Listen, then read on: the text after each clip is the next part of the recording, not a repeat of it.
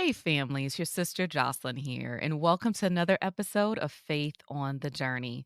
If this is your first time tuning in, we welcome you. We are so glad that you are here and want you to know that we're committed to helping you strengthen your faith, heal your heart, and discover a sense of community.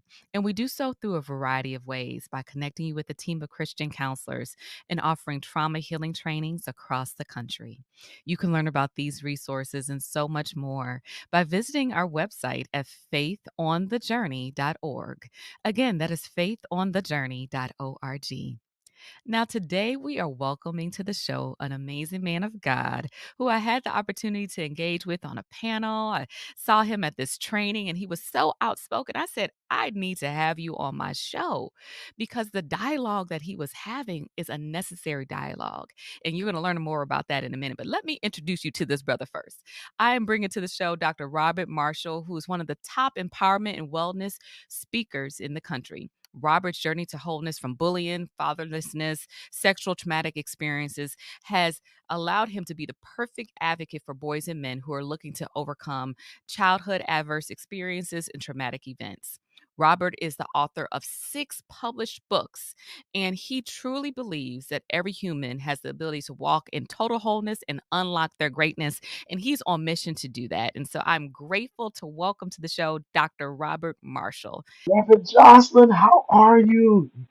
I'm excited to be here. Yes, yes, yes. Well, thank you for accepting the invitation, Robert. I'm glad to have you here with us today. And first, I would love for you to share a little bit about your testimony. You've gone through some things growing up. So let's start there. I often think, and I say to my friends sometimes, like people probably think this dude is lying. Like it's like when I look back over my life and see really what God has allowed me to walk through and what He has walked with me through. I want to make that clear. He's a present help in the time of trouble. He's committed to those who are widows, who are orphaned, who are the least of these. And so I hail from a small country town called Brunswick, Georgia, where I am a survivor of fatherlessness, bullying, sexual abuse. I've had 9 abuses over my lifetime. I moved to Chicago when I was about 17 years old. I moved here with $1,000 to my name and 2 duffel bags to attend North Park University. Um, I moved here with that $1,000. I had $500 tuition bill due the next day, and I still had to buy books. I did not own a winter jacket. I live in Chicago, and I came in flip flops and shorts. And I had it had to work because there was no other options for me. Home was not an option because there was nothing for me to go back to. There was nothing but poverty. There was nothing but poverty and sadness. And so I decided when I came to Chicago that it was going to be God or nothing. And so here I am, now I have multiple degrees in educational leadership and administration, and I've been in ministry my entire life. And I am deeply committed to helping boys and men heal from adverse and childhood traumatic experiences. My area of specialty being in male sexual abuse, male sexual trauma, or men that have been exposed to sex prematurely, and really helping men journey to wholeness. The framework of our work is healing is the journey, wholeness is the destination. And we help men journey to wholeness one healing step at a time. I love that quote. I say that one more time about healing and wholeness. Healing is the journey, wholeness is the destination, and we help boys and men journey to wholeness one healing step at a time. Mm, that is necessary. I'm extremely grateful for your ministry because when it comes to men and boys, they might not have the space to be able to talk about some of the things that women might more openly discuss. And for our topic today, we're talking about why are you so angry? And I don't want to make any assumptions here. You can definitely push back if you don't believe this to be true. But from my experience, there's a lot of pressure for men to suppress certain emotions. And so they might express certain things instead with anger. And so I'm curious as to your experience with men and those who've experienced trauma, those who've experienced hurt. How do you see their express their pain? Do you see anger being one of the secondary emotions that's at the forefront? And how do you help men to work through that? Well, thank you for that question. Well, and I want to start off by saying this: anger is not a real emotion. It's not a dominant emotion. Anger, I want you to think about, is like a cup or an umbrella that houses a lot of other emotions in it. And so anger is just the cover of it for most men, especially for men, because that is the only emotion, one of the two only emotions that we're typically given permission to express or feel within our communities. Oftentimes, we are socialized, we are conditioned a lot of time in our communities as boys, to not we're kind of locked out of discovering the range of our God-given emotions. And typically, the only ones that we're given permission to feel is anger and I would say sexual prowess, right? It's those two spaces that men are able to, or we're the joke, right? Or we're the jester. So it's the jester, the sexual idol or whatnot, or we're angry, and we typically fit in within that spectrum. And even those emotions or those things are for the embetterment or other people benefit from off of those. And so it starts off as early as, 5, 6 years old. The little boy's learning how to ride a bike. He falls down. Quickly, he is told when he falls, hey, get up. Boys don't cry. Wipe those tears from your face. You don't do that. And so we are socialized at a very early age to understand that it is not safe and it is not okay for us to explore other emotions.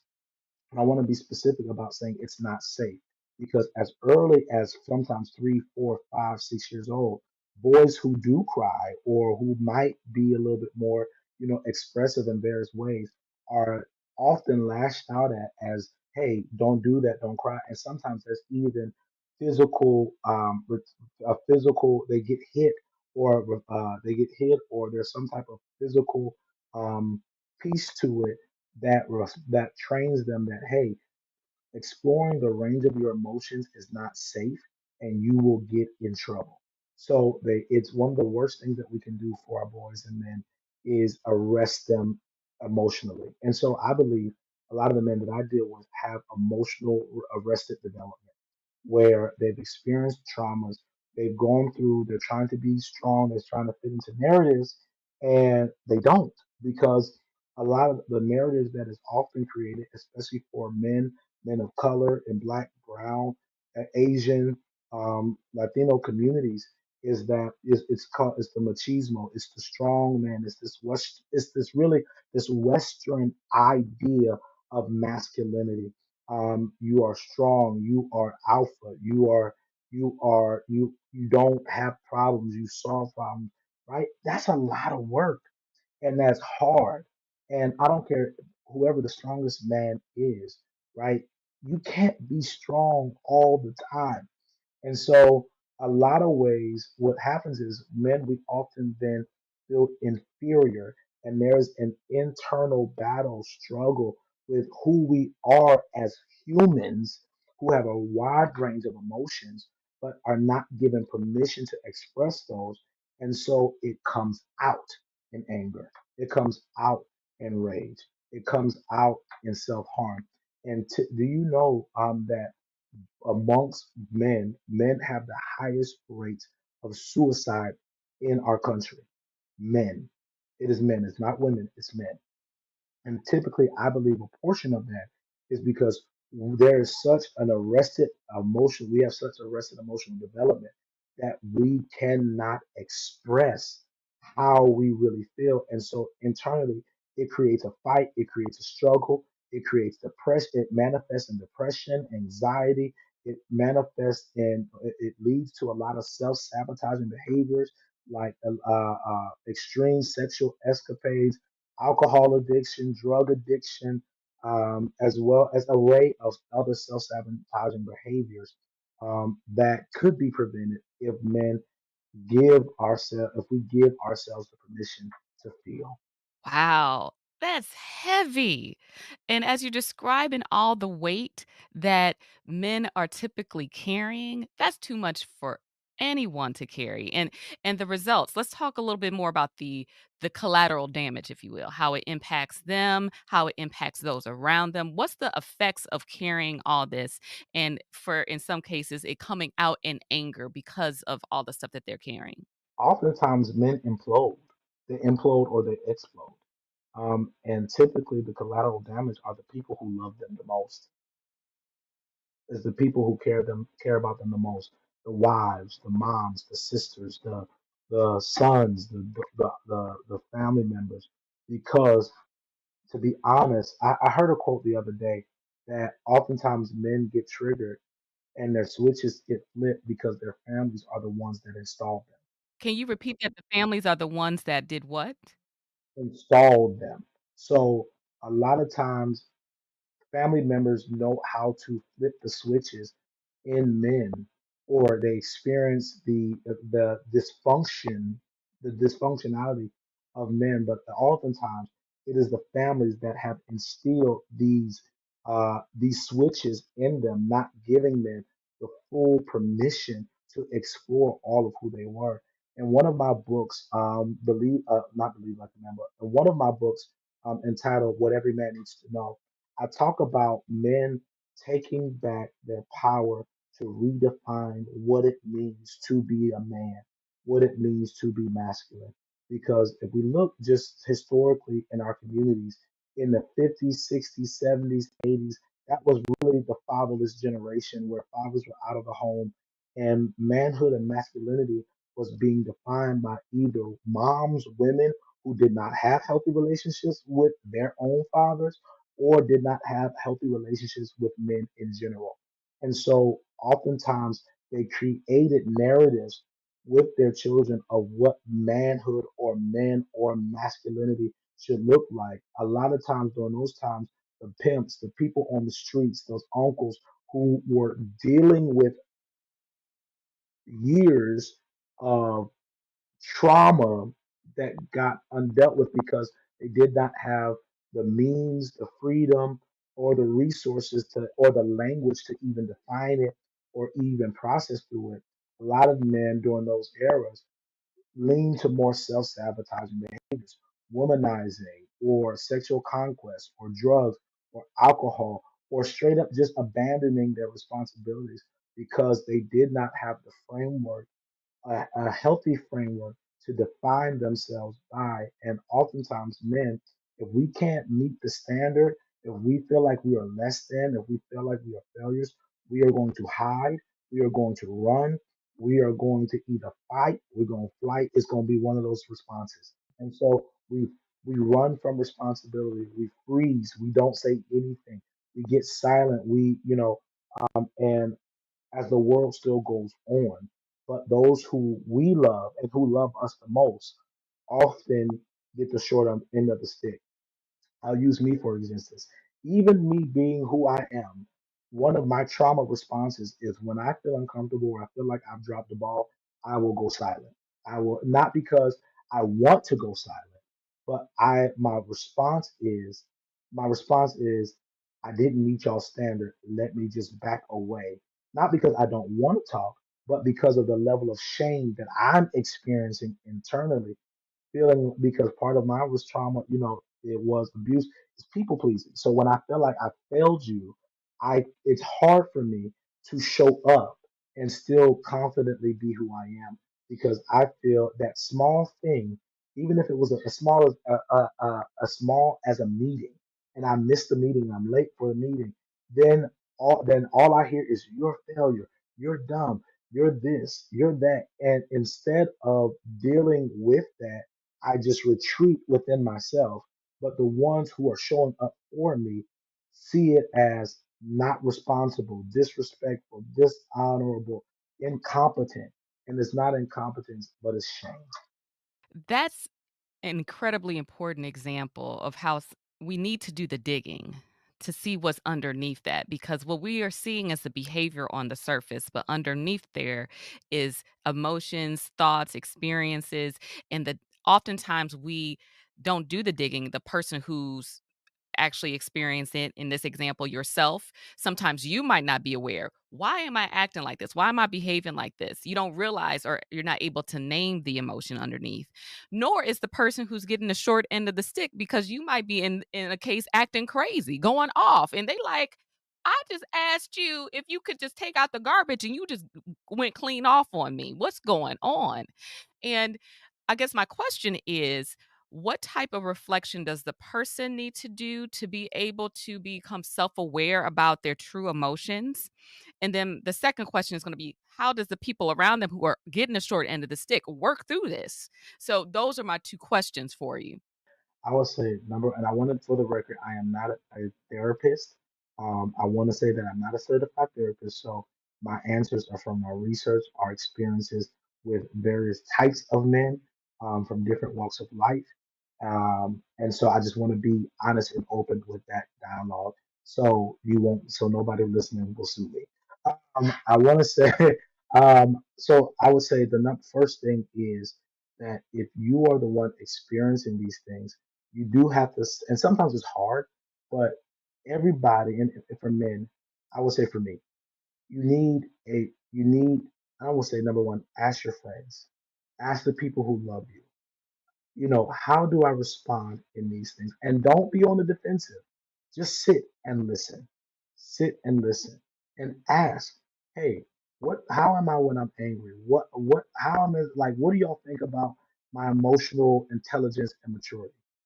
And believe me, if they love you, they are going to tell you. If they know that there's no real repercussions or you're not going to retaliate or attack them. But this exercise is hard for people who struggle, who suffer through narcissism because they can't see themselves. And so that you would need professional help. So please go see a therapist or somebody. But even still, you would need to sit and ask the people around you, how am I when I'm like this? Or have you noticed behaviors about me that are not in line with who I am as a whole person? Now, here's the thing: this may be a piece of you. Now, that whole piece doesn't have to define all of you, but you have to at least be, I have a saying, to your own self be true. At least if you can lie to everybody else, but don't lie to you. Don't lie to yourself. At least you be aware, right? And for those who are dealing with those people, I would have to say you have the freedom to choose the level of crazy that you're going to deal with. You have the freedom to choose, right? Their problems are not yours. Their dysfunctions don't have to be yours, even in marriage. They don't have to be your dysfunctions. Their traumas don't have to be yours. You get to choose if you decide to journey with that person through their dysfunction. And I've been married now for almost 11 years. And there's certain conversations that me and my wife have, right? But there are certain things where she's like, hey, you need to go see a therapist. You need to go work that out and come back and we'll figure it out. But and I would say more than anything, if you're the person that's struggling, right, you have the freedom to choose. But also, what that person or what that brother may need is a safe space. He needs a non-judgmental space where the truth can be spoken in love, where he does not feel like he's being attacked, and he can process through his wounds without you trying to fix them. And so if you want to get in there with them, learn how to pray for him, right? There's certain places in my life with my wife. I know there's certain prayers that she's praying for me that I just don't even know. But at the same time, she keeps her distance from certain issues and she'll do check-ins, right? It's okay to do check-ins and say, hey, how's this going? How are you feeling about this? Um, because that man, that brother needs to know that he's not alone because oftentimes the core of a lot of men's issues is either abandonment, rejection, shame, and there's a few other, but those are the top three that I typically see that men often feel as if that if you know the truth about them, that you are going to walk away from them. And their biggest fear is people walking away from them or them being found out. And there's no difference besides size between a little boy who falls out on the floor and throws a tantrum and an adult male that has never healed the little boy inside. And now that same tantrum that he's having as an adult is now just the same behavior that he never got to face or deal with or was checked in his adolescence. As an adult, it just has the ability to hurt and harm more people. Wow. Wow, I'm just taking in what you said, and when you explain it, how we have men in adult bodies, but there's a little boy inside throwing a tantrum, still arrested development, as you were talking about earlier. It's one of those things where I'm become so sad because our beautiful men out there, some of them are so hurt and they want to love their spouses, they want to love their families, they want to be good men, but because it takes tremendous work to heal, and you can't run from the pain of your past without dealing with it, uh, they continue to go through life the same way, and then it's almost like a self-fulfilling prophecy, because in some cases, the people you love do run away because they can't deal with the dysfunction. And so it's vitally important that they get the help they need. And so what does this look like? I would say that for most men, we have to learn what happened to us, regardless of what that is. What happened to us is not our fault. But at some point, it has to become our responsibility to be whole and to pursue and invest in our wholeness.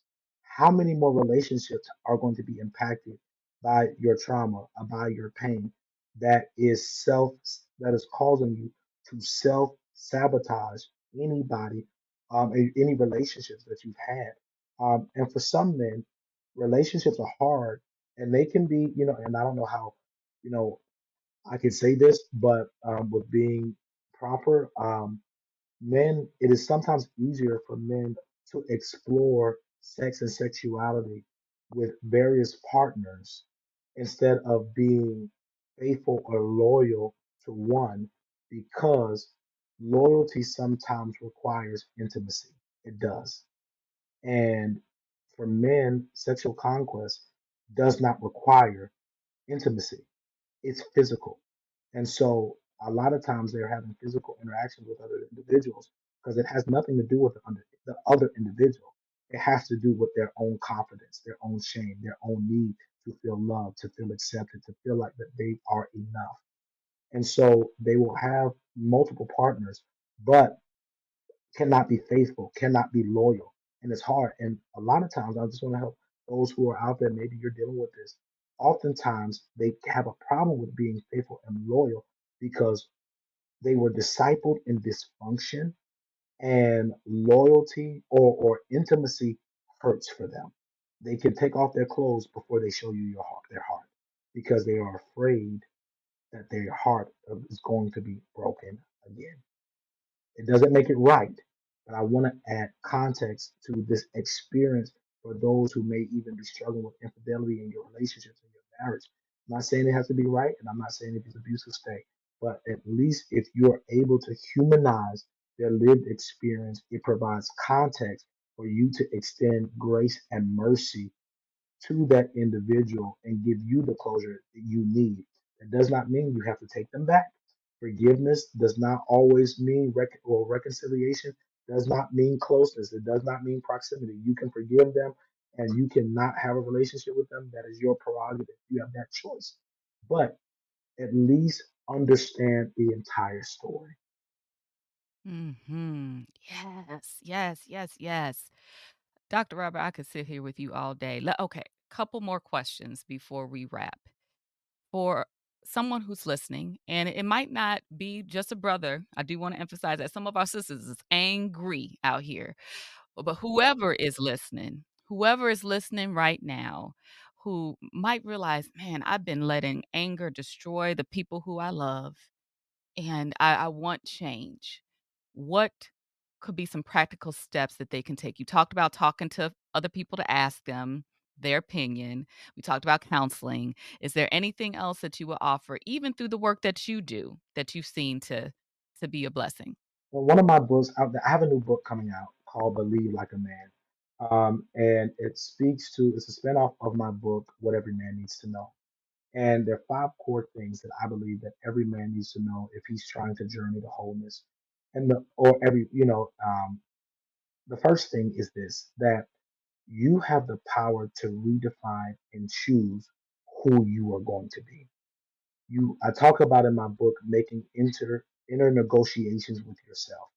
You no longer have to become the person or the version of you that you created in order to survive or to be accepted or to be loved. You have to begin internal conversations with yourself, take back your power to choose and partner with the divine to do that. To say, this is not who I want to be. This is who I want to be. And start making the inner negotiations to make contractual agreements with yourself to say, this is what my future looks like. This is who I am. My pain won't define me. My trauma won't define me. What my past won't define me, but who God says I am and who I choose to be. Often people think they are waiting for God to beam down this light that says, this is who you are. This is no. And this is what I want you to do. And sometimes that happens. But life, I believe life is a partnership with the divine. Life is a partnership with God where you get to choose in line with who He is, who you're going to be, and how you're going to show up in the world. So number one, you get the chance to redefine, take back your power, redefine who you want to be. The second thing is to realize that, bro, sis, you are enough as you are, as you were created, that you are enough. I can speak to men because that's what I deal with. Most men live in an internal um, genitalia swinging contest where they are, I'm trying to say it as politically correct as I can. They live in this internal contest, and women, you may not even know this, but they are always comparing themselves to other men, to other people, to other things. It's like a broken man often lives in a locker room with and like 13, 14-year old where they're peeping to see and measuring themselves up against other individuals, other companies, other organizations, other people, their friends, their enemies, your exes, right? You're still like they're measuring themselves up to see their worth, but realizing no matter what you have, no matter what you don't have, wherever you are in your life, you are enough without the house, without the car, without the woman, without the man, whoever. You are enough and starting to believe that. Why are you enough? Because your identity, when you start moving away from defining yourself by what you do or what you have, and define yourself by who He says you are and who you decide to be, and you show up in the world not as a politician, not as a preacher, not as a teacher, not as a businessman, but as a son of the divine who's living a divine, empowered life in the world. How you view yourself, how you show up in the world, and how you act in the world will drastically change because you understand your worth. The next thing is that every man, every person needs to know that you are deserving of love and you have a capacity to give it and receive it. You have a right to give it and receive it. Oftentimes, men, we struggle with rejection, abandonment issues, and we live in a space where we are afraid to be vulnerable. We are afraid to do what is necessary to entertain various types of love. Some men, they not only not have bad relationships with other partners, but some men don't even know how to have healthy relationships with other men because they've never seen it. And it's scary to them. Realize, bro, everybody's not out to get you. Everybody's not out to hurt you. Everybody's not out to do you in. And those people that are, you will have enough discernment to know, listen, I'm not gonna fool with you. But that if one thing, and we teach a lesson about strongholds. People build strongholds. A stronghold is nothing more than a thought wrapped around emotions. And that thought wrapped around emotions We think a stronghold keeps people from coming in or enemies from coming in, but often strongholds keep you from getting out and the right people getting to you. And so you got to break down those walls and not be afraid to love. There's a great book that I recommend. It's called Love Like You've Never Been Hurt. I would say go grab that book, Love Like You've Never Been Hurt, and realize that offense, as the Bible says this, as long as we are in this world, our days are going to be full of trouble. Listen, you going it is what it is. It's gonna be what it's gonna be. But you can make a decision and a choice that one of my life's mantras is this is the day that the Lord has made. I will rejoice. There is intentionality there. There is partnership with the divine there. And it's you taking your power to say, I'm not going to allow what other people do to me, what they say about me, define or stop me from giving love or receiving it. And so God will send the right people, the right people to you, and you will be introduced to the right people you're supposed to impact. The last thing I will say is that we gotta understand, bro, or sis, that you were created for something bigger beyond yourself. You were created to do something for a purpose. A man without a purpose, a man or a woman without a purpose is somebody who's just walking around existing. You were created to do something in the world that is bigger than you. God saw a problem and said, how can I fix it? And he created you. The Bible says that the earth is groaning and waiting for the manifestations of the sons and daughters of God, for us to wake up to our God nature, this divine reality that we were created for something more than self pleasure. We were created something more, and our pain and our trauma is nothing but distractions and hindrances and roadblocks to stop us from reaching and becoming who God preordained and destined us to be. You preached a message. I'm just telling you right now, you're gonna be a resident guest. I'm gonna bring you back on the show multiple times, so just get ready for the invites, okay?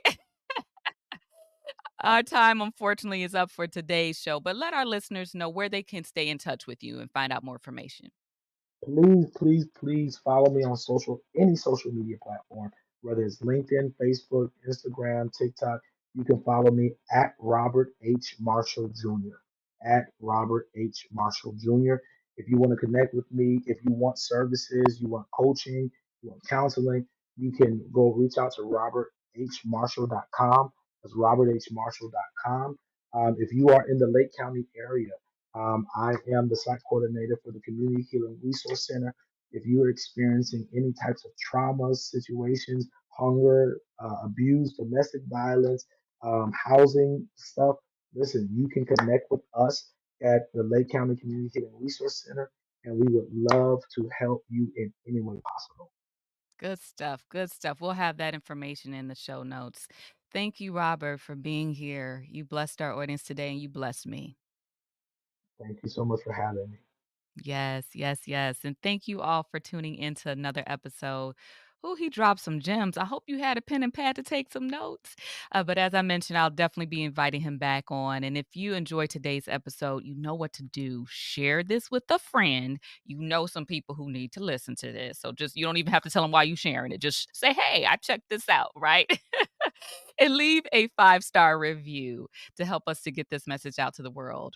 Also, if you're looking for a Christian counselor, you can check us out here at faithonthejourney.org. Again, that is faithonthejourney.org. So that's it for this week, family. Thank you so much for tuning in. And until next time, you stay encouraged and you keep your faith on the journey. I'll see you soon, family.